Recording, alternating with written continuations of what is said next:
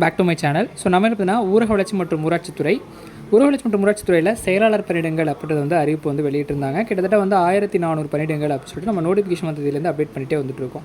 So அந்த வகையில் பார்க்கும்போது இந்த பணியிடங்களுக்கான அப்ளிகேஷன் ஃபார்ம் வந்து எப்படி ஃபில்அப் பண்ணணும் அப்படின்றத ஸ்டெப் பை ஸ்டெப்பாக பார்க்க போகிறோம்.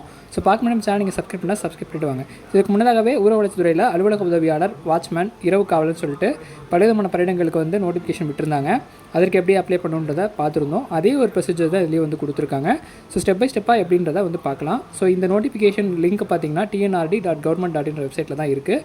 இதனுடைய அஃபிஷியல் லிங்க்கையும் டிஸ்கிரிப்ஷனில் தரேன். பார்த்துட்டு நீங்கள் வந்து இந்த லிங்க்கோட கிளிக் பண்ணி எப்படி அப்ளை பண்ணணுன்றதை பண்ணிக்கலாம். மேக்ஸிமம் லேப்டாப் அல்லது வந்து கம்ப்யூட்டரில் வந்து அப்ளை பண்ணுங்கள். மொபைலில் வந்து அப்லோட் பண்ணுறது கொஞ்சம் வந்து ரிஸ்க்கான ஒரு இதுதான். ஸோ எந்த டாக்குமெண்ட் அப்லோட் பண்ணுறீங்கன்றது தெரியாமல் போயிடும். அதனால் மேக்ஸிமம் லேப்டாப்பில் அல்லது வந்து கம்ப்யூட்டரில் வந்து அப்ளை பண்ணுங்கள். இல்லை ப்ரௌசிங் சென்டர் எதாவது இருந்ததுன்னா அருகாமையில் உள்ள ப்ரௌசிங் சென்டரில் போய்ட்டு பண்ணுங்கள். இது வெப்சைட்டில் வந்துட்டிங்க அப்படின்னா உங்களுக்கு வந்து காலியிடங்களுக்கான விவரங்கள் அறிவிப்பு வந்து ஃபஸ்ட்டு இருக்கும். அதை நீங்கள் கிளிக் பண்ணிங்க அப்படின்னா உங்களுக்கான வேகன்சிஸ் வந்து எங்கெங்கே இருக்குன்றதை தெரிஞ்சுக்கலாம். மாவட்ட அளவிலான கிராம ஊராட்சி செயல்படுறதுக்கு விண்ணப்பங்கள் வரவேற்கப்படுகின்ற இன்ஃபர்மேஷன் கொடுத்துருக்காங்க. அதை நீங்கள் கிளிக் பண்ணிங்கன்னா நெக்ஸ்ட் பேஜுக்கு வந்து போகும். இதில் வியூ அட்வர்டைஸ்மெண்ட் அப்படி ஒரு ஆப்ஷன் வந்து கொடுத்துருக்காங்க.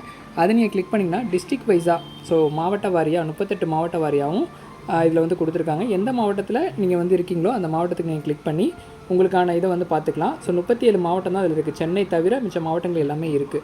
ஸோ எக்ஸாம்பிளுக்கு நான் அரியலூர் டிஸ்ட்ரிக்ட் கொடுக்குறேன். இது நீங்கள் கிளிக் பண்ணிங்கன்னா உங்களுக்கான வேகன்சிஸ் வந்து இதில் வந்துடும். ஸோ இதில் வந்து கொடுத்துட்டிங்க அப்படின்னா உங்களுடைய நோட்டிஃபிகேஷன் வந்து டவுன்லோட் ஆகும். இதில் நீங்கள் இதனுக்கான வயது வரம்பு என்ன, குவாலிஃபிகேஷன் என்ன, சேலரி டீட்டெயில்ஸ் என்ன, எந்தெந்த இடத்துல வந்து என்னென்ன ப்ரியாரிட்டி வேகன்சிஸ் இருக்குது அப்படின்றத வந்து பார்த்துக்கணும். ஸோ இதை பார்த்ததுக்கு பிறகு தான் நீங்கள் வந்து அப்ளை பண்ணணும். இதை நீங்கள் பார்த்ததுக்கு பிறகு தான் வந்து அப்ளை பண்ணணும். எதனால் அப்படின்னா உங்கள் கம்யூனிட்டிக்கு வேக்கண்ட் இருக்கா, ப்ரியாரிட்டிக்கு வேக்கண்ட் இருக்கா, ஜென்ரலில் வேக்கண்ட் இருக்கான்றதை பார்த்துட்டு அதற்கு பிறகு வந்து அப்ளை பண்ணுங்கள். ஏன்னா வேகன்சியே இல்லாமல் அப்ளை பண்ணி உங்களுக்கு யூஸ் இல்லாமல் போயிடக்கூடாது. அதனால் இதில் வந்து ஒரு ஸ்டெப்பும் ரொம்ப முக்கியமானது ஒன்று. ஸோ உங்களுக்கான வேகன்சிஸ் இருக்கான்றதை ஃபஸ்ட்டு நம்ம இப்போ பண்ண மாதிரி, ஸோ ஃபஸ்ட்டு வந்து வெளியில் வந்து மாவட்ட வாரியாக இருக்கிற கார்டுங்களை கிளிக் பண்ணி உங்களுடைய மாவட்டத்தை தேர்ந்தெடுத்து அதற்கு பிறகு இது வந்து மாவட்ட வாரியாக எவ்வளோ வேகன்சிஸ் இருக்குது, கம்யூனல் வைஸாக எவ்வளோ வேகன்சிஸ் இருக்குன்றதை பார்த்துக்கணும். ஸோ இதை பார்த்ததுக்கு பிறகு நீங்கள் வந்து நெக்ஸ்ட் ஸ்டெப் வந்து அப்ளை பண்ணணும். ஸோ அப்ளை பண்ணுறதுக்கு தேவையான டாக்குமெண்ட்ஸ் என்ன, எவ்வளோ விண்ணப்ப கட்டணும் அப்படின்றதையும் இதிலே கொடுத்துருக்காங்க. ஸோ 10ஆம் வகுப்பு நீங்கள் வந்து பாஸ் பண்ணியிருக்கணும் அப்படின்றத சொல்லியிருக்காங்க. 8ஆம் வகுப்பு வரைக்கும் தமிழ் மீடியத்தில் படிச்சிருக்கணும். இது வந்து கம்பல்சரியாக வந்து சொல்லியிருக்காங்க. 10th ஸ்டாண்டர்ட் படிச்சிருக்கணும். 10th நீங்கள் பாஸ் பண்ணியிருந்தாலே போதும். ஸோ இவ்வளோ மார்க் வேணும் அப்படின்ற ஒரு ரெஸ்ட்ரிக்ஷன்ஸ் கிடையாது. அதை வந்து ஷார்ட் ஃபால் பண்ணுறது அது அவங்களுடைய ப்ராசஸ், ரெக்ரூட்மெண்ட் ப்ராசஸ். இதுக்கு நீங்கள் 10th எலிஜிபிள் ஆகியிருந்தாலே போதுமானது. ஸோ 10th பாஸ் பண்ணியிருந்தாலே இந்த பணியிடத்துக்கு நீங்கள் வந்து விண்ணப்பிச்சிக்கலாம். அப்ளிகேண்ட் பொறுத்தளவுக்கு 8ஆம் வகுப்பு நீங்கள் பாஸ் பண்ணியிருக்கணும். இங்கிலீஷ் மீடியம் ஸ்டூடெண்ட் நான் ஸ்டார்டிங்லேருந்து படிச்சிருக்கேன் அப்படின்னா நீங்கள் எலிஜிபிள் கிடையாது. ஸோ 8th ஸ்டாண்டர்ட் வரைக்கும் தமிழ் மீடியத்தில் படிச்சிருந்து 10ஆம் வகுப்பு வந்து பாஸ் பண்ணியிருந்தால் நீங்கள் வந்து தாராளமாக இந்த பணியிடத்துக்கு வந்து விண்ணப்பிச்சிக்கலாம். அப்ளிகேஷன் ஃபீஸ் பொறுத்தளவுக்கு ஜென்ரல் கேட்டகரியில் உள்ள பிசி, எம்பிசி உள்ள எல்லாருக்குமே வந்து 100 ரூபா அப்ளிகேஷன் ஃபீஸ் சொல்லியிருக்காங்க. 50 ரூபா யாருக்குன்னு பார்த்தீங்கன்னா எஸ்சி, எஸ்டி ப்ளஸ் வந்து டிசபிலிட்டிக்கு வந்து 50 ரூபா அப்ளிகேஷன் ஃபீஸ் வந்து கொடுத்துருக்காங்க. அப்ளிகேஷன் பண்ணுறதுக்கான கடைசி தேதி 9/11/2025 சொல்லியிருக்காங்க. ஸோ விண்ணப்பதாரர் வந்து கரெக்டான கல்வி தகுதி வந்து வேணும், அந்தந்த இன சுழற்சிப்படி இருக்கணுன்றதெல்லாம் சொல்லியிருக்காங்க. ஸோ டேரெக்டாக நீங்கள் வந்து எப்படி அப்ளை பண்ணுன்றதை இப்போ பார்க்கலாம். ஸோ நெக்ஸ்ட் ஸ்டெப் வந்ததுக்கப்புறம் விண்ணப்பதாரர்களுக்கான அறிவுரைகள் எல்லாமே கொடுத்துருக்காங்க. அதுக்கு ஒரு மாவட்ட வாரியான காலிடங்கள், ஸோ விண்ணப்பிக்கவும்னு சொல்லிட்டு ஒரு ஆப்ஷன் இருக்குது. ஸோ அதை நீங்கள் கிளிக் பண்ணிங்க அப்படின்னா உங்களுக்கான அப்ளிகேஷன் வந்து தாராளமாக வந்து பண்ணிக்கலாம். ஸோ விண்ணப்பிக்கவும்னு ஆப்ஷன் இருக்குது பார்த்தீங்களா. ஸோ விண்ணப்பிக்கவும்னு கொடுத்ததுக்கு பிறகு தான் நீங்கள் வந்து பணம் கட்டணும்.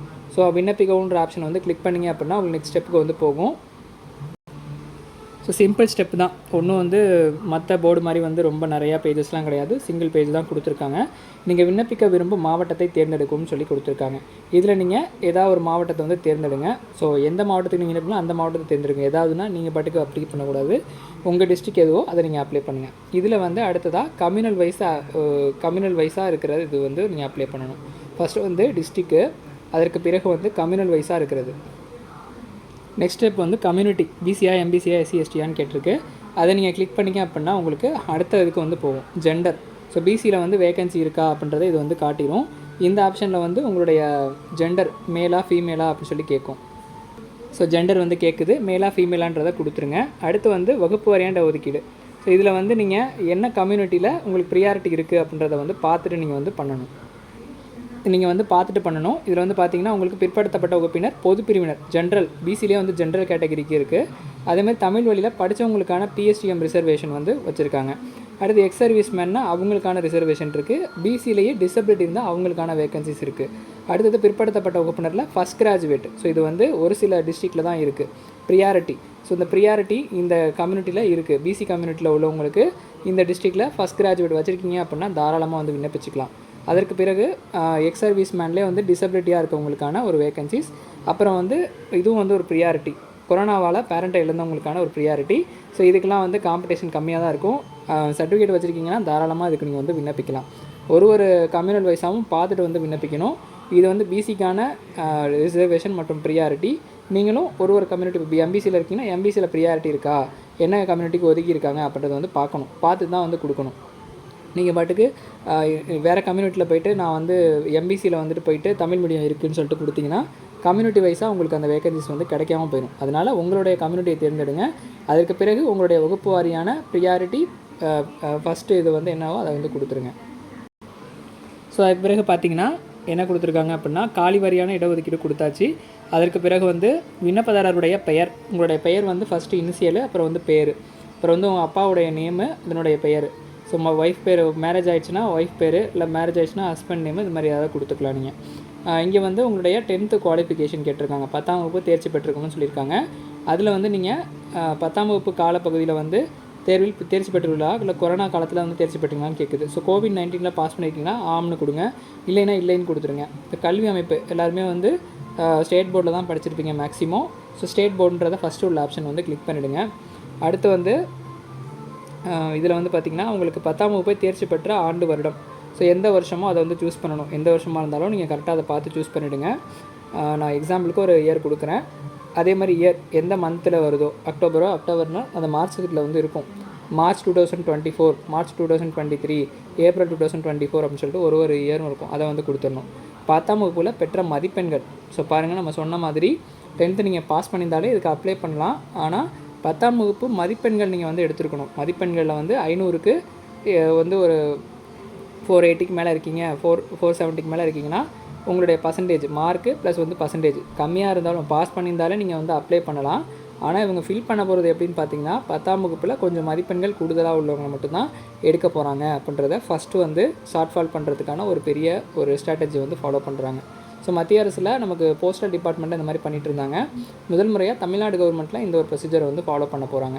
ஸோ இந்த டிஎன்ஆர்டி டிபார்ட்மெண்ட்டில் செக்ரட்டரி போஸ்ட்டுக்கு இந்த மாதிரி பண்ணுறாங்க.